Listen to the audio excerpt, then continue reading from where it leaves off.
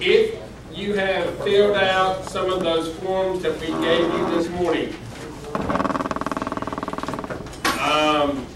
please just pass them inward, pass them inward, and then Mike and I can just run down the inside rows and pick them up. Secondly, thank you, sir. Thank you. You will also see 2 surveys in your folders. One is a UVD survey that's front and back. The second one is a technology survey. Quickly. Right, wait on those 2 surveys until you do your evaluation this afternoon, but we do need those back also by the end of the day. No, not big problem. Okay. Without any other ado, we'll go to you. All right. So the first thing we're going to do is mix it up. So I'm going to ask every other person in a particular row. So you stay, you go, you stay, you go, you stay, you go, you stay, you go. Okay? Mix it up. Take all your books, take all your belongings, and switch to the other side of the row. Why don't you do like all right, you got to switch. I'll move over here.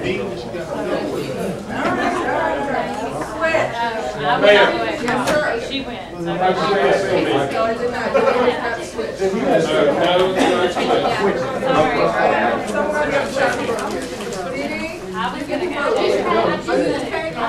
We need 2 seats available. All right. There's one here. Yeah, they're making it. Supposed to mix it up. Okay, we'll mix it up.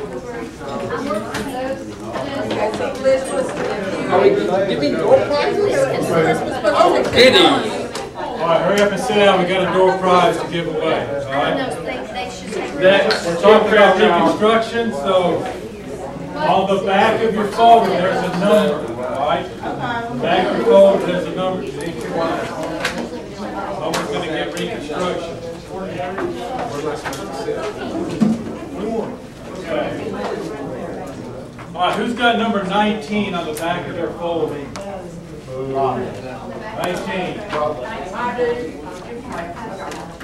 You have that? Okay. Pick another number. Pick a number. Great. Number 14. 14. Okay. Primary source. Was she not Oh, thinking? she's being honest. She's being texting. I'm blocked out. Blocked out. Sorry. Okay, take a few minutes to get to know your neighbor. We have some veterans from the year 1, and we've got newcomers in year 2. Just introduce yourselves. Okay, then I guess you're going to chat each other. How good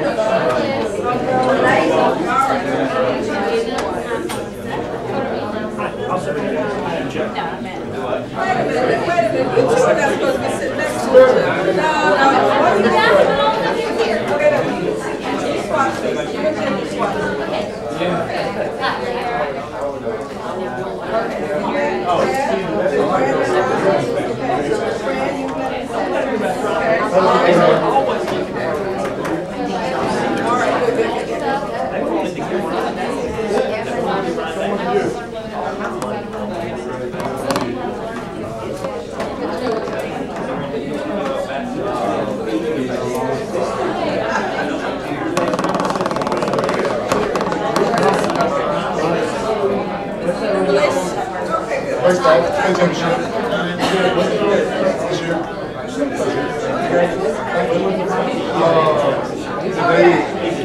May 19th was the championship game because we're not going to do what we did this morning where you all introduce the new people because that would take too much time. But one of the things things that is really important to us over the course of this year, it started last year, we're going to deepen it this year, is the sense of building community among the adults in this room. This morning, you had a very high-level lecture from a college professor about a period of history. This is probably the only time this year where the 8th grade teachers and the 11th grade teachers have some overlap. Because the 8th graders tend to go up to Reconstruction, 11th grade tends to start with Reconstruction, right? After this, the material is going to skew more toward what the 11th grade teachers are teaching. But that doesn't mean that we're abandoning the 8th grade teachers, 7th grade teachers, 9th grade teachers, right? So we're building a sense of community as we're operating at some really high levels of intellect, talking about adult stuff that we're hoping will penetrate down to the kids. We're also taking some risks here, right? Taking some personal risks. And so that requires a sense of trust, a sense of playfulness, if you will. Part of my role is the pedagogical stuff. How do you take these concepts and apply them in the classroom? What tools do you use to really share this stuff with your kids?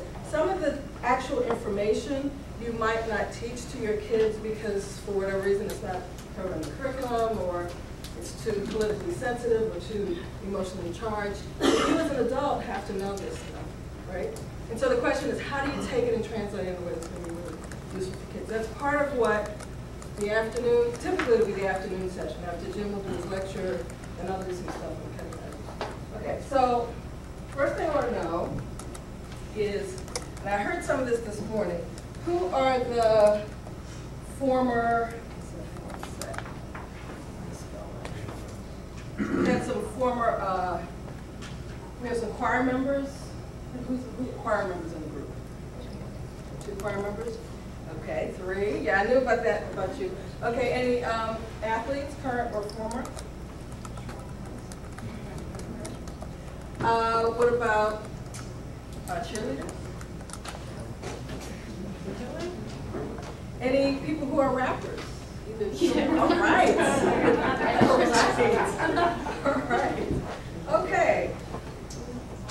So the people are saying, why is she asking this question? What's next? So part of what we're going to be doing as part of the pedagogical stuff is treating this space as a playground space. This is a grown-up playground where we get to try some stuff out, take risks, embarrass ourselves, do things that might be a little silly initially. And especially because, you know, we're working with teenagers, and especially we're preparing them for the test. This is some serious stuff, right?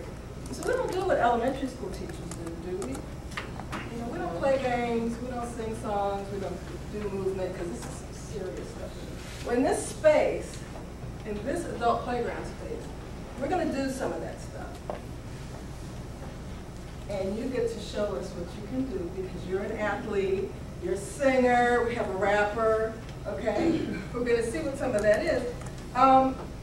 We're not going to be too cool for school in this group, okay? In this community that we're building. We're not going to lower our standards, we're not going to lower our expectations. But we are going to figure out some different ways of coming at this information so that we can transmit this to our kids.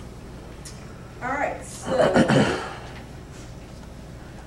the National Council for Social Studies has determined through research, that the most powerful ways of teaching social studies, teaching and learning social studies, includes some important elements. And you're going to get a copy of this so you don't have to write it down. The work has to be meaningful work. Okay? It has to matter to you as a teacher. It has to matter to the kids as the receivers of the knowledge. Okay? It has to be integrative. And so what that means is that social studies in particular, science, language arts, okay, it has to be integrative.